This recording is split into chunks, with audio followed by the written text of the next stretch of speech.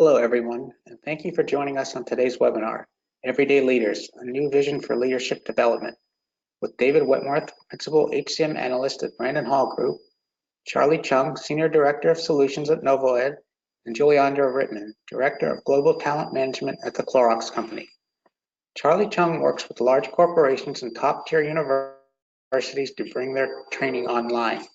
He is passionate about applying new pedagogies to online learning environments and leads the learning design and consulting efforts for NovoEd's enterprise clients.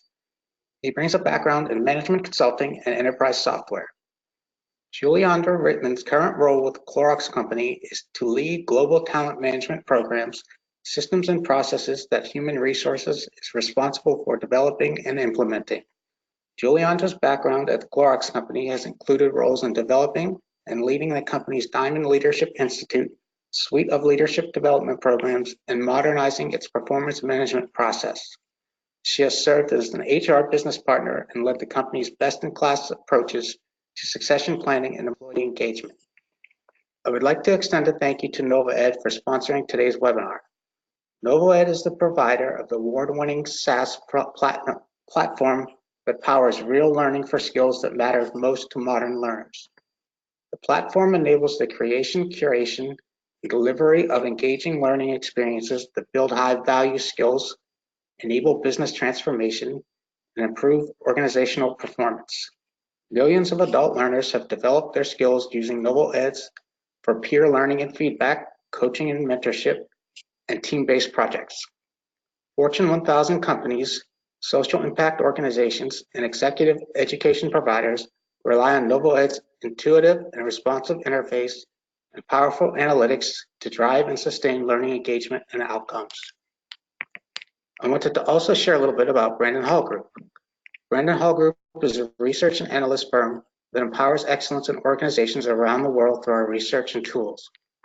Our vision is to inspire a better workplace experience. We have world-class research, data, and expertise across all areas in human capital management. Mark your calendars for the HCM Excellence Conference, February 4th through 6th, 2020. We will host the conference in West Palm Beach, Florida, which blends together market-leading research, analyst insight, and best practices from award-winning corporations. To learn more, visit brandonhall.com/excellenceconference. Currently, we have open surveys in HCM Outlook, talent risks, wellness and well-being, and learning strategy. We would love to hear from you. In exchange, you could receive free research, reports, and more. To participate, please visit our website, www.brandonhall.com, and click on Open Surveys. And finally, a few housekeeping items. This presentation is being recorded. The playback will be provided to everyone within 24 hours of the webinar in a follow-up email. If you'd like to ask a question, please do so by typing into the question box for our presenters. If you'd like to download a copy of the presentation instantly, you may find it in the handout section. And now let's turn it over to our presenters so we can get started. Great, thanks, Danny. And I do want people to take advantage of that question box and feel free to ask us questions as we move along. And we'll try to get to all of those, try to answer some in real time, as well as have some time at the end to get to any we may have missed. So please use that box and ask us some questions. So the plan today is I'm going to take some time and walk us through a little bit of our research that points to leadership development and sort of give you an idea of where things seem to be right now and some hints as to where things may be going based on the research that we've done, which will then lead us into Charlie sort of walking us through a vision for leadership development in the way that NovoEd sees it and what they're seeing with as they interact with their clients and talk about leadership development, which will then lead us into Juliandra sort of walking us through the Clorox story so you can actually see how a company is rethinking leadership development and some of the successes that they've had so far as they go through that journey. So I think it's going to be a great story. And so to get us started, like I said, I wanted to give you sort of a lay of the land of where we are with leadership development. So our leadership development maturity model, no surprise, shows that most organizations find themselves sort of in the middle of this journey. Although compared to some of our other maturity models, we do see more companies in that sort of level 3 area than we typically do. So these developing companies, about a third of companies fall into this category where the strategy is complete and pretty much aligned with business goals, but still in the process of being implemented. And there are elements of a continuous learning program, right, that move away from more static event-based learning, and quite a bit of more multimodal learning taking place. And then, just a few 9% of companies in this sort of leading area where you've got more of an ideal leadership development environment. And we create these categories based on what the organizations tell us, how they're delivering their leadership development, and then also based on the results that they're seeing. And we do see, as companies move up this curve of the way they look at leadership development, they definitely do see some results as far as an ROI and a bit more alignment to the business.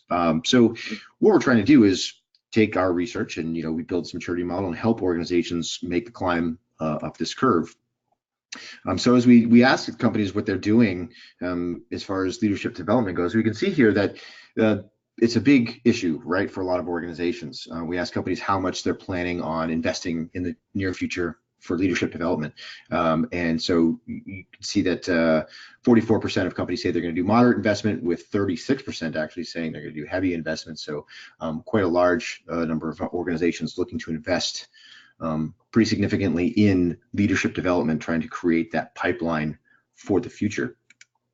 But the challenge is that companies are having a hard time showing that the money that they're investing and the effort that they're putting in is producing results. We asked companies, can you demonstratively prove that this is happening, that you're actually, whatever it is that you're doing for leadership development is helping you meet your business goals? And only 34% of companies say, yes, we can do that. So 2/3 of companies are putting all of this effort in sort of a black box and hoping for the best, sort of assuming that what they're doing is working. And so that's where a lot of our research is generated, is trying to find out what these companies that are having a good impact is doing. And again, that's why we've got Charlie and Julie Andre here today to sort of talk about what looks like best practices as we think about leadership development. But in that same vein, we asked companies in our HCM Outlook that looks sort of into the coming year for human capital. We asked about a lot of different topics. When we asked about leadership development, how do you feel about your outlook for identifying and developing these new leaders? Almost 40% said we're actually optimistic about this process, which is great because it's about twice as much as those that are concerned about their ability to do this. So that's a positive look moving ahead as companies really start to think about their leadership development. So one of the unique things that we wanted to talk about, and somebody asked the question, what kind of leadership development? So we're talking about leadership in these instances. We're talking about it in a very broad term. So it's any sort of leadership development, anything from manager, supervisor, executive. It does break down into different roles, and we'll get into some of that. But these survey questions and some of this data thinks about leadership development in a bit more broad terms.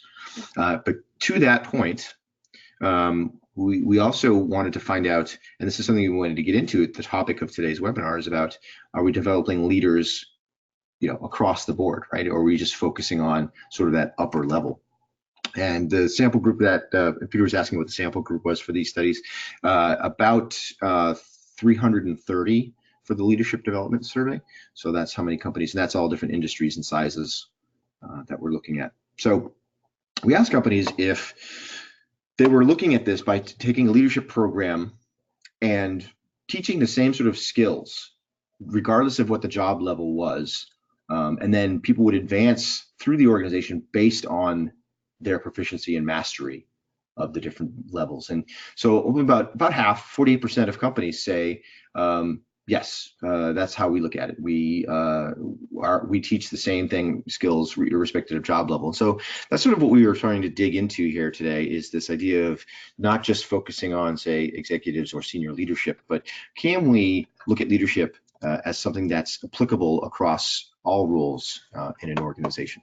So when we ask the companies that aren't doing this, why are you not doing it? Why are you not looking at leadership skills at all levels of the organization? And you can see the various reasons here. We don't need to read through every single one of them. I think that the biggest one we should point out is that 58% of companies said that they don't have that consistent set of competencies and skills for every manager and leader, regardless of level. And that's always a challenge. I think defining those competencies has always been a challenge. But I think what's more interesting to me is that only 14% of companies say that we don't believe that that's the right philosophy. Like, we don't think that we should do that. So you've got, 86% of companies, at least indifferent to that, saying that, that's something that should be done.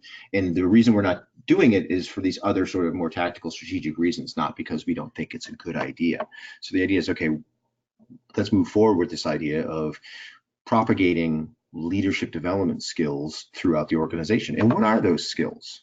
What is it that organizations are looking for? We ask companies, what are the top 10 skills that you're looking to develop from a leadership development standpoint? And you can see the number one, emotional intelligence, critical thinking, innovation, analytics, all on the way down the list. But these are the top skills that companies are looking for. And this is in descending order of what companies are looking to develop through their leadership development program. So you can sort of see what they're after is a lot bigger, is than just basic or very strict technical skills. We're talking about more applicable, broader leadership development skills. And so what is it that's keeping us from delivering on our promise of leadership development? And again, it's from that leadership development study. And the number one reason that companies feel like they're falling short with their leadership development is leaders have limited time to learn. These people they've identified as leaders that should be in these programs have limited time. Going back to that measurement challenge, 60% say the fact that we can't measure it is actually keeping us from doing a good job because we don't know where to focus. We don't know what results we're getting. And then current learning modalities are not sufficient to support the program. So that, again, thinking about multimodal, if you go back to our maturity model, that those companies that are higher up on that maturity level, they tend to deliver leadership development with multiple modalities, a lot more experimentation in that area. So there's a lot of reasons why organizations are having a hard time delivering on this promise of leadership development. Again, the objectives of the program not being aligned with business objectives. We see this through all kinds of learning and development issues, not just leadership development, that there's a challenge with aligning these programs with business objectives and making sure that the results you're after are all aligned strategically. So with that, what I wanted to do is sort of get Charlie's take on what you're seeing from leadership development and where you think things seem to be moving. Great, thank you, David. I appreciate that, and that's a terrific overview. Some very interesting data that you showed. I'd like to point out some data as well, and this has to do with an important element of scaling leadership across that organization, like you said. Traditionally organizations have sent their senior leaders or maybe their high potential leaders to in-person training. Maybe they would send folks to university executive education programs. Maybe they would do workshops, bring in outside trainers and so forth. But leadership was sort of restricted to the top, and therefore the face-to-face modality worked just fine. In fact, it was thought of as sort of a bonus or a boon. What we're seeing now, though, as all of these leadership types of skills become more important across the organization, across the range of leaders, all the way down to first-line leaders and all the way down to key individual contributors, we see that modality being very important. People can't send 5,000, 2,000, 10,000 people to in-person workshops. So that mode of really training people online is becoming more and more key, and that is being paralleled, that need is being paralleled by the technology that has evolved over time. So here in this chart, what you see is some high-level aggregated data, and I'm going to show you, just explain this briefly here. So the blue bars are in-person training, offline training. The green bars are online training. You can see that starting in the mid-90s with web-based training and so forth, you see a gradual increase of online training. And in fact, now it is well over 50%. I've seen some more recent data on this, so that trend has continued. What I would like to point out, though, is a nuance here, and that is the difference between the light and the darker shades.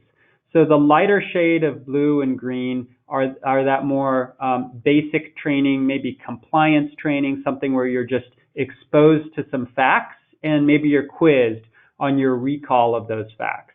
So that form of the training, if you look at the green online curve, that has been the bulk of the online training. Simple things, that you just sort of click next to continue is the way that I've heard it being referred to.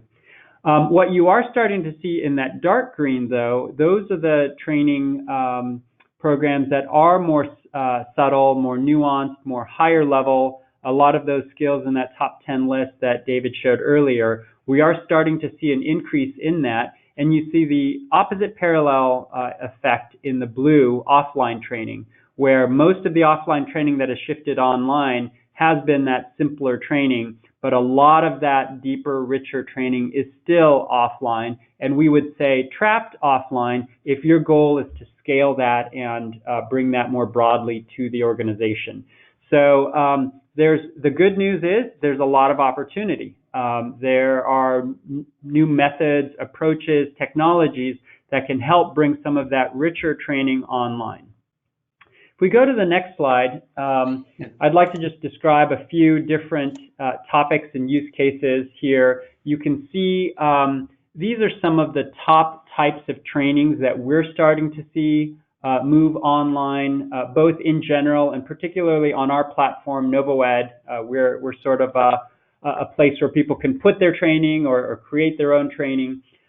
These topics, leadership development, you can see some of the topics there, but there are also other important trends having to do with digital transformation, training around AI and machine learning, upskilling, whether that be in the sales organization, the marketing organization, some of these functional areas. People now have to be so much more savvy and understand so many more concepts and tools in order to do the same jobs that they had 5 years ago. Onboarding, we're seeing a lot more of this going online in a rich way because part of there's obviously the globally distributed workforces, but you're trying to bring people together. And the same with diversity and inclusion. People are really trying to teach that in a way that can really be understood and absorbed. Now, what are the things that are in common across all of these things? That's the main point I want to draw out here. And that is that all of these skills, and you could add many others to this, they're not the types of things where you can simply check a box. They're not things where you can just watch a TED Talk or watch a video, take a quiz, and then understand it. There's subtlety, there's nuance, there's variation that depends upon the situation.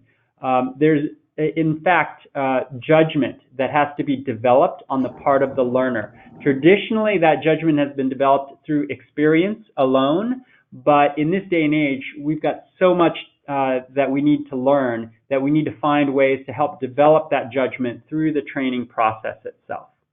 So the final slide I'll go over with you here are just 3 key areas that we at NovoEd believe are really important to have in modern day learning environments. Of course, we could talk in detail about our own learning platform, but I want to talk more generally here. Those 3 areas are really applying the learning, providing opportunities for peers and mentors to give feedback and to collaborate in groups. And if you go back and think about what David talked about in terms of some of the challenges, not having enough time, the modality, some of those things can be solved by just being online. But when you take something else like measurement, for example, well, you can start to create new kinds of measurement when you get people to apply their learning, when you get people to give feedback on each other's learning. You have now more proximal endpoints that you can measure that give you a substantive view into what is happening in that learning journey. You don't have to wait for your business results 2 quarters from now and try to map your ROI to the financial EBITDA or something like that. So just really briefly, applied learning, this is really a way to practice, to try things out in the real world. One of the benefits of the online modality that's actually better than an in-person modality is that if you stretch the learning out across time, you can actually have people practice things and incorporate things into their working environment. Whereas a classroom or a workshop is a little bit of a sequestered environment, and it's really hard to apply in real life there. The big complaint, of course, is that people go back to work from a great workshop or training, and they say, oh, that was pretty cool, and then go back to business as usual. So you've got some opportunities to try to inculcate some more behavioral change when you do it online, and you can mix it within people's working environment. The next about peer mentor feedback is just recognizing a very simple concept. We often learn more from talking about things with other people than we do from just hearing things from the experts. There's research to back this up. It's just a lot more relevant. It's a lot more relatable. Sometimes the experts are too far along the expertise curve to really learn from in an easy way. So that's something that we think is important to have in a learning environment, in a learning platform. Obviously, mentoring and coaching is a big trend that's also on the rise. And then group collaboration. So part of what you miss when you move online is often the networking and relationship building that you get when you go to a classroom and you sit at a small table with a few other people in the context of a medium-sized class. So there are ways to do that now online. You can get people together. You can form this, these groups, these cohorts, this feeling that you're in it together. And that's really the key to engagement and completion and satisfaction online, which is not making it something where it's a solo experience, where it's the learner clicking through, just them and their computer, trying to race through it. But instead, it's something where they actually encounter each other, where there's actually things that are not entirely predictable that are happening because there's other people involved in that learning journey. And we think that reflects a more real learning journey. And our message is that can be done online. So with that being said, I'd like to go ahead and pass it on to Juliandra Rittman at the Clorox company. I just want to say that we're very proud to have partnered with Clorox over the past year or so, and have been excited to see some of the great learning experiences for leadership development that they've started to put online, and looking forward to hearing more insights about that from Juliandra. Thank you so much, Charlie. And thank you, David, for having me and for letting me share a bit about our Clorox story. I think much of what you'll hear me talk about builds on the concepts Charlie was just speaking about. We've definitely learned a lot and grown as we've started to test some of these new concepts in learning, particularly as they apply to leadership development. So again, thanks for having me. I'm really happy to be with you today and share a bit about what we've learned around developing leaders at Clorox. Let me give you a little bit of a background on Clorox. We are a $6 billion company. We are based in Oakland, California. We are currently about 8,800 global employees, and we have operations and employees in over 25 different countries. So we're very globally dispersed. Presents one of our leadership development challenges right there. And in terms of our product portfolio, you probably know the Clorox brand, but you may be surprised to know some of our other brands, including Burt's Bees, Brita, Hidden Valley Ranch, Fresh Step Kitty Litter, Kingsford Charcoal, and internationally brands like Poet and Ajadine. So that's a bit about our product portfolio in the consumer product space. What I'm going to share with you today is that you can go to the next slide, David, is a bit about the journey we've been on over the past year or so to define the role of people managers at Clorox, and then build and deliver a global program that supports the success of those managers all across the company and at all levels. We have been developing leaders at various levels and with a variety of programs for many years, but this was our first time doing a couple of things, starting by clearly defining the responsibilities of people managers. So really clearly articulating that role of the manager and using that as a framework for a comprehensive program, as well as creating an entirely virtual program. So as you heard Charlie and David both talk about, learners, our learners, as yours may be, are challenged by not enough time to fit learning into their busy days. By their location, we have not only global operations, as I mentioned, but many more remote workers who are not co-located in a Clorox office. And as always, we have, precious few investment dollars to spend for training. So how we could really maximize the experience without a really heavy investment was one of our challenges. We also have just introduced a new company strategy, part of which is to reimagine how we work. And I'm sure, like many of your companies, part of reimagine how we work is to help our culture work simpler, faster, and bolder. So one of our efforts was how to support our leaders in helping their teams be successful working this way in order to drive speed and innovation and therefore achieve our strategy. So this is sort of the context that we were working within. We also, if you want to go to the next slide, identified some trends in learning that are not unique to Clorox. And I won't spend too much time on these because you heard Charlie speak to these as well. But these were definitely having a significant impact on how our employees learn. So today we know workers expect learning to happen anytime, anywhere the learner wants, and through any device. We also know that learning is increasingly multimodal, as you heard David say. We know content comes in many forms from many sources, and we need to be able to adapt that to be good as a learning and development team at sourcing and curating learning. That is a big focus for our team now. And third, we know that learners want their learning to still feel personalized, globally relevant, globally consistent, and social, despite often being virtual and self-paced. So how to still create that community of learning despite a virtual environment is one of the things we were paying a lot of attention to. So for our program specifically, we use these principles to guide our design. We wanted the learning experience to be highly experiential, to be very practical and immediately applicable through practice. We did want it to include a lot of social collaboration, and also because, as you'll hear, this program was quite long in its complete duration, we wanted enough self-reflection elements so that people had time to absorb the learning, reflect, and then go apply it.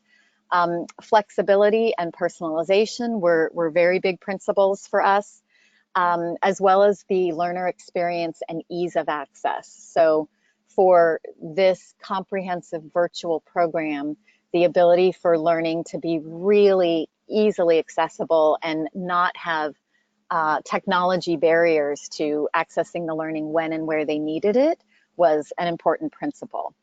And then lastly, we wanted this to feel highly integrated to Clorox's strategy and culture priorities. So we wanted the curriculum to be adaptable so that we could have ways to build in Clorox topics and things that were becoming really important to our strategy and our culture, and weave those in along with external content.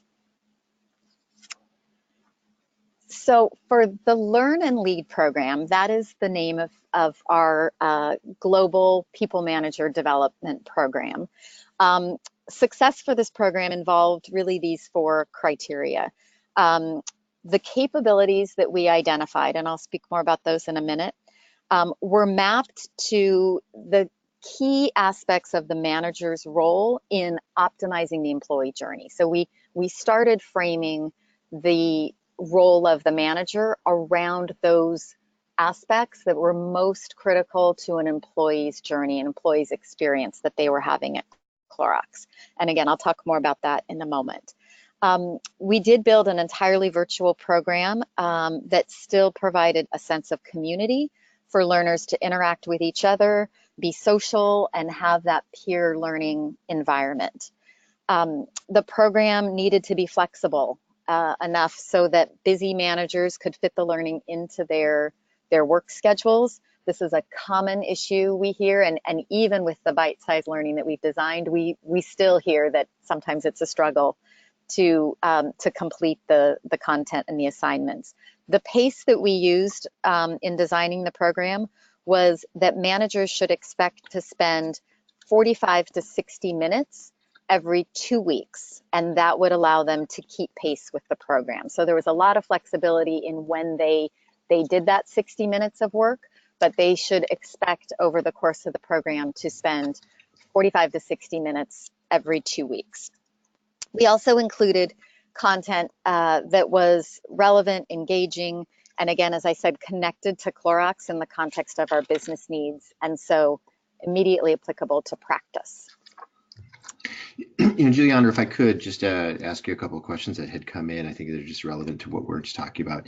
Well, the first one is, and we've all, both myself and Charlie, have touched on this, and you as well, about the time available for people in these programs and trying to fit their busy schedules. And when you say making sure things aren't too long, do you have an idea of what, like, in general, the question that came in is like, how long is too long? How long is long? Because I think you made a point there about how much time people were expected to devote to this program per week. Is that what you just had, that stat? And so for me, I think that's a pretty good indication of what seems to make the most sense. Yeah, and I guess I would just add to that in that guideline of managers spending up to 60 minutes twice a month or every 2 weeks on the program, within that 45 to 60 minutes are bite-sized bits of content that might be 5 minutes. So there are 3-minute lessons. There's an article to read in 5 minutes. There's a quick self-reflection exercise. So the idea was managers could do that 60 minutes in 4 15-minute sessions if that's what worked with them. So I think we're still playing with what is that right balance, but a year and a half into this program where managers have been at this now for quite a while, I'll talk in a moment about the way the whole program is structured. I think that feels about right. And we have managers who spend a lot of time in meetings, have a lot of individual responsibilities, and are squeezing this in, but we're finding that is working. Right. Okay. And that helps answer a couple of the questions. And I think we're going to touch on some of the other questions that are about, the overall length of the program. I think you said, it's an ongoing, continuous program. So that's, I think, a part of it as well. And then just the last thing before you go on, on this slide, you mentioned capabilities. Does that differ from your competencies? And if it does, how? No, for us, Okay. They are synonymous. Okay. So capabilities are competencies. And actually, if you go to the next slide, I can talk a bit more about how we framed the role of the manager around the employee journey. So we spent a lot of time here really trying to focus and not boil the ocean on what are the core manager responsibilities that we would build content around. And we landed on these 4: attract, develop, support, engage, connected obviously to the manager's role in attracting and onboarding employees, in developing, coaching, and growing employees. Support was really around a lot of the people manager, in some case transactional process, employee relations, compensation, performance types of activities that managers need to focus on. And engage is really the way they engage, motivate, reward, recognize their employees. So that became the frame for the role of the manager. At the same time, we identified 6 essential management skills that we felt like were present throughout those 4 core responsibility areas. And so in order to give those enough attention, we pulled those out so that they weren't just within one of those manager responsibilities. And we're spending time in the program, again, you'll see this in a second, focusing on those 6 manager skills uniquely. So one other thing I would say about how we got to this place is that we pulled together a learning council from across the company, and it consisted of HR professionals, learning professionals that sit in functional sales, marketing, finance parts of the organization, as well as line managers who are really the voice of the customer for us. And this group conducted initial research, tested focus groups, did a lot of the initial work to define those manager responsibilities. They also collaborated with our L&D team to design the program. They were tasked with contributing to the ideation, the prioritization, the development, the delivery method, and now the sustainability of this solution. And I would say not only did they provide a very important voice of the customer for us, they became an ongoing listening mechanism for how the program is being received around the organization, and also a part of our marketing and communication efforts to really be advocates with the parts of the organization that they can directly influence. So that for us was a really big learning. I think I touched on the 4 manager responsibilities.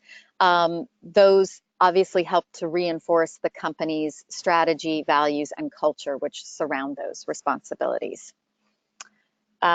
This also, I think, was a good example of us not letting the structure overwhelm the program. So thinking about these essential management skills that we felt like those don't perfectly fit in one of those manager responsibilities, we said, that's okay. They're really important to people managers being successful at Clorox. We're going to pull those out, address those separately, and allow managers to get the learning they need on those topics. So I think just kind of having a flexible model for us worked well also. Let me talk on the next page a little more about how the program was structured. It was designed with a lot of variety and flexibility, and I think this was really important for us in keeping the learners engaged over an extended period of time. So we get a lot of feedback that the variety is a good aspect of this program that people really enjoy. So the program includes quite a bit of self-directed micro-learning content. These are short, self-paced learning bites on specific topics. It also includes virtual learning sessions. These are a bit longer, still entirely virtual, but longer with an opportunity to go deeper on a particular topic. Those sessions are optional. And then the leadership conversations that we do quarterly are an opportunity for us to bring in senior leaders from Clorox and have them engage in live conversation with all the active participants on a particular topic. And those topics are a chance to connect what participants are learning in the program with the Clorox context. So it's a nice blending of here's why better decision making is so important to Clorox's strategy. You learned a bit about decision making. Let's talk about what the challenges of decision making at Clorox are. And when we do that, we also invite participants to submit questions on that topic so that we can make sure that the discussion the Clorox leader is having is highly relevant and appropriate to what's on the minds of our learners. So those have been a really nice aspect of the program. We talked a lot about peer learning and the social component. That's a big aspect of the program, along with optional one-on-one coaching that's available. We do a lot of measurement throughout the program. We are doing frequent surveys in the program itself so that we can see if participants are keeping up and if they're mastering the concepts. There are quizzes, assignments, and lots of feedback opportunities for them, both to the program team as well as to their peer learning team. And then the learner experience technology platform. So this is where we've partnered with NovoEd, and this very engaging, very easy to use, interactive learner experience platform is what this whole program sits on. So that is what learners go to access their content, their assignments, their chats with their learning team, submit feedback. All of that happens through this one learner experience platform. So I talked a bit about the content of the program, but it sounds like some of you are wondering about the duration. So this is a 12-month program with quarterly focus areas on those 4 core manager responsibilities. So develop, attract, support, and engage are each the focus area for 1 quarter of learning. And then those 6 essential management skills that I talked about, those are sort of threaded throughout the 12-month program. And then at the bottom there, you'll see I talked previously about the leadership conversations. Those happen quarterly. Each quarter, actually each month, there are opportunities for role plays, labs, self-reflection, assignments, and opportunities for the participants to be social and learn with and from each other. The one other thing before you leave this slide is as this program grew and our enrollment process adds a new cohort of 50 to 80 managers each quarter. So it's sort of a rolling enrollment process where participants are going for 4 quarters, but each quarter a new cohort is being added. And as this program grew, and we have now close to 500 managers in the program at various stages, we made a decision to make use of external facilitation support. And the support of NovoEd's facilitation team became really critical to provide personal contact with learners and the learning teams that they're in to help clarify expectations, provide nudges where needed, support, answer questions, and then also reports back to our learning team on how participants were doing, how active are people, where are people falling behind, what do we need to be doing to adjust in terms of pace or messaging. So they provided a very real-time support and also real-time feedback loop to us. And that's been a critical part of the sustainability of this program. So you can go to the next slide, and this might be a little hard to read, but we are gathering feedback ongoing at multiple points throughout the program. It continues to be a really important part of us listening and adjusting the program as needed. Here are a few comments that we get from learners about what they are valuing most from the program. We hear a lot about the diversity of the group and the opportunity to learn with and from managers in very different parts of the organization. So people really appreciate having a sort of non-obvious peer group of managers that continues beyond the life of the program. Having a group to have candid conversation with and bounce ideas off of and ask questions of. People also comment a lot on the flexibility and the bite-sized nature of the training. So this is where we are listening and still trying to gauge the amount that is appropriate and that people can digest. But we're getting quite a bit of good validation that people are able to fit these small bits of learning into their daily schedule, and that the variety is very appealing to keep people engaged over a long period of time. We're also gathering feedback at the end of the program from not only the participants, but from the participants' managers and from their direct reports. So we're really looking for behavior change as measured by the people that are working directly with these managers. And we have just completed the first cohort through the 12-month program, just ended last month. So we're in the process of assessing their behavior change now. So on the next slide, you will see a screenshot, which I realize is probably a bit small and hard to read, but this is an example of the learner platform. So this example is from the develop module. This directs the learner to what they need to do, the outline of the entire module that is ahead of them, their progress so far, the points that they've earned. You can see that 60 at the top, it's showing the points that they've earned. We have done some gamification of the program, which gives learners an opportunity to earn points with each piece they complete and be part of a leaderboard. And with one click, this is an important part of the learner experience, with one click they're into the content on a particular topic. So this we're finding, you know, the ease of access and minimal clicks into the actual learning is really important for people to not get frustrated and give up. So I want to show just 1 minute of this video, which will give you a better sense of the program.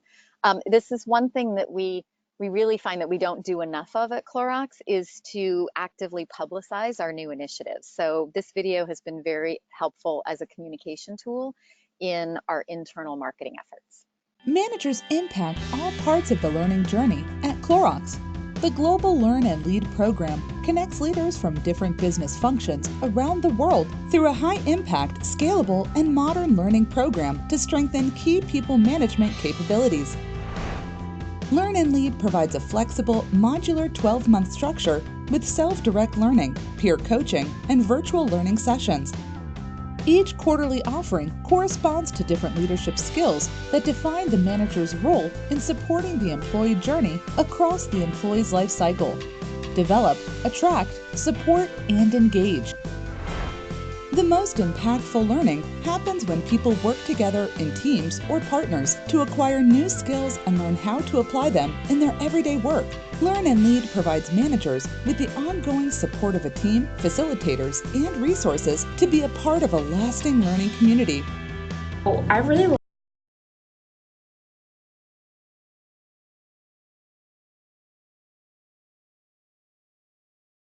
Thanks, David. If we could just go to the last slide, I wanted to share some of the lessons that we have learned and are continuing to learn on this journey. So the first is incorporating the voice of the customer. So we did that starting with the Learning Council, doing some pretty significant needs assessment and getting to a place where we were able to refine what that role of the manager looked like.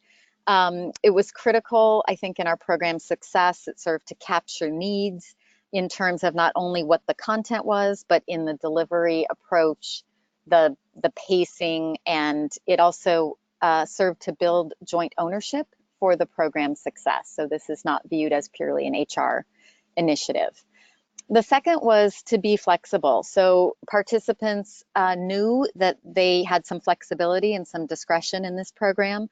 They were encouraged to participate and to have a certain cadence to their learning, but also able to complete tasks on their own schedules.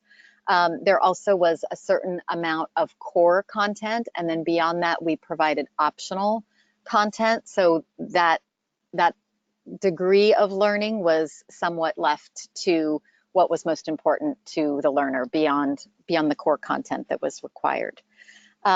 We also know, and we all know this, that a blended approach is really critical.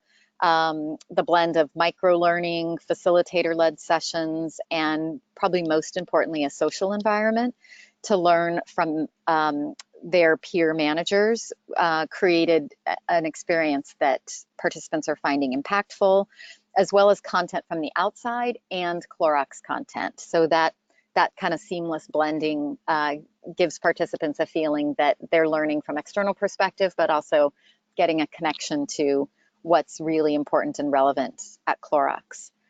The facilitation, I mentioned, having facilitators for the teams helps create mutually accountable social learning environments.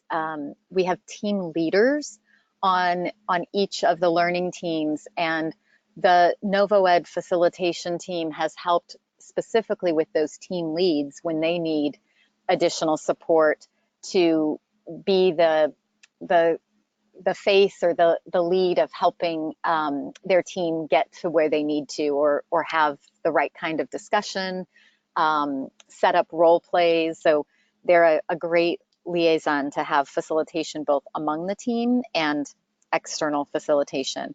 They've also been really helpful with any participants who are not highly active, and as I mentioned, helping to nudge those learners to keep going. And last is just investing in the learner experience. So for us, this was our first time creating an entirely virtual learning platform. We were a bit anxious about whether it would work, but we've been really pleasantly surprised that if you create the right type of experience, being in the same room is not what learners really value most. They really value enriching and relevant and challenging learning experience. So the collaboration there has been a good learning for us. So with that, I'll turn it over to David and see if there's any additional questions. Yeah, and to let you know, Juliana, there are a ton of questions about your program. Everyone's super interested in what you guys are doing. So let's see if we can't get through some of these. A couple of people were asking about how long did it take to put this together from sort of concept to rollout? And then as an addition to that, how did you manage stakeholder expectations? Because typically, stakeholders want it out and running before you're done with it. Yeah, that's a great question. I would say we actually did this in about 8 months from the time we said we will get a program piloted. And we started, I would say, 7 to 8 months before that. So we do not have a large L&D team. We have myself, which is talent management. So I looking after areas beyond learning and development. We have one global learning program manager and a couple of specialists who also have other responsibilities. So that learning council for us was really critical.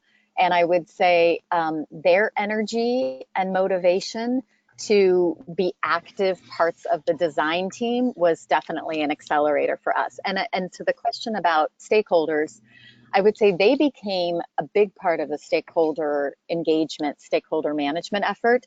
In some cases, these individuals were HR business partners who have a direct line to leadership teams of functions. In some cases, they were the training manager for a function. So they, again, had an avenue to help set expectations. And once the whole organization kind of understood this is the way we were moving, it allowed other parts of the organization to frankly stop focusing on manager development and know that this was coming and that this would represent global needs. And so we were given a bit of leeway to go and spend the time that we needed to develop. And that actually leads into a couple of other questions that came in that were around the council. Do you have anything you can share about the logistics on that, about how many people were involved in it and how frequently they met? Yes. Let's see. Off the top of my head, I want to say the council was probably, maybe 12 to 15 people. We did calls probably every couple of weeks initially, kind of just scoping out the work. There was a team that was focused on kind of branding and communications, and that team ended up doing some of their own focus group. There was a woman from marketing on that team. They came up with the name Learn and Lead. That was incredibly liberating for me to feel like I don't have to name this program. They came up with a great name, tested it, ran it by a bunch of people, and had a lot of passion and conviction for that program name. So that there was some some decentralization of some fairly big decisions. Then once we got to the 4 core manager responsibilities, we divided the team to each focus on one of those areas and really go deep and say, what is the learning we really need to, what are the learning objectives that we really need to address for the develop area? And let's, look at it with a really critical eye. And so we did spend time with probably 3 to 4 people on each of those areas, mapping out what the learning objectives were, and then identifying the content that we had both internally and externally that would support those learning objectives. So back to the question about the amount of time, I would say this council stayed with us through the pilot delivery. Towards the end, once we got to kind of the delivery side, they were less frequently active. So I would say the first 3 to 4 months, very active, and the last 4 months kind of pulling them in as needed. Okay. And a few questions also came about how you're identifying participants in this program. Is there anything you can share around that? Sure.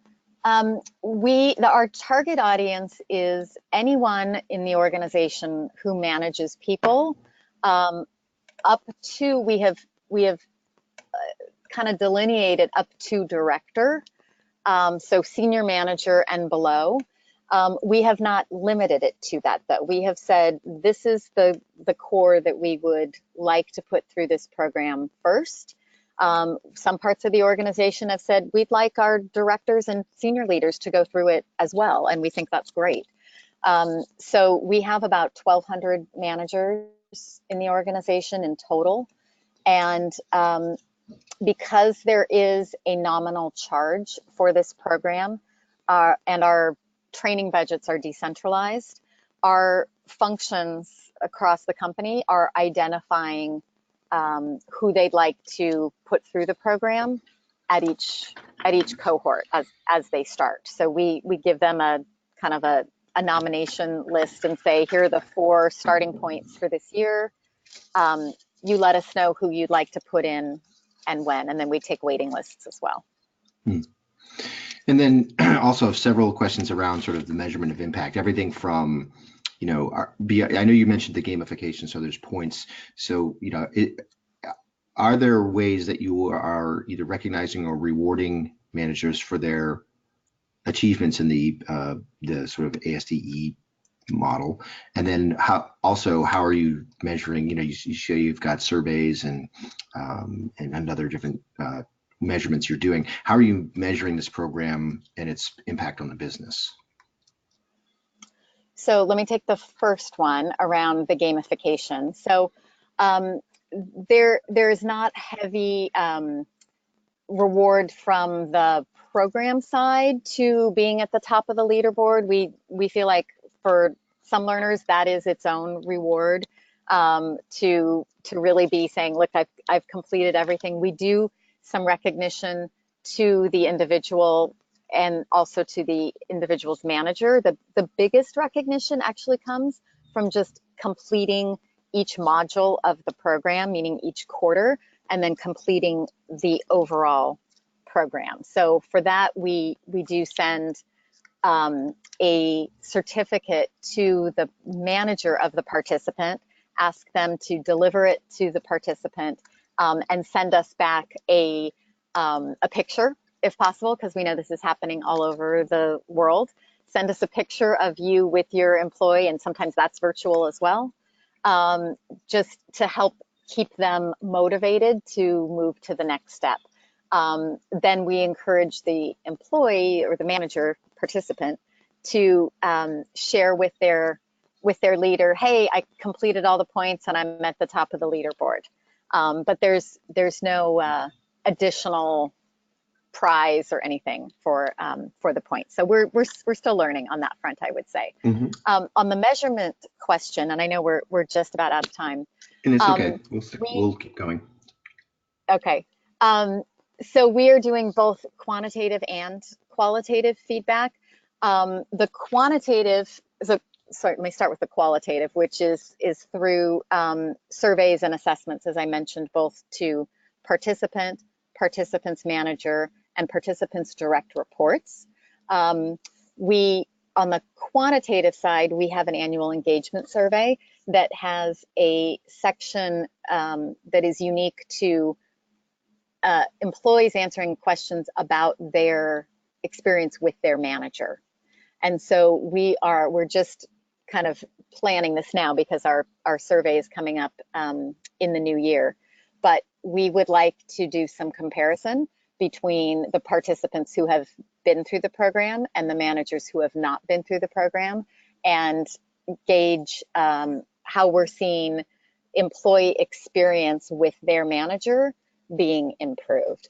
We're also looking at some performance metrics and some other quantitative measures that we're still in the process of sort of finalizing. Yeah, I think that's a key element there. And I know we did hit the top of the hour, but people are still on the line. And if you don't mind, maybe just another question or two, just to make sure we get to everyone.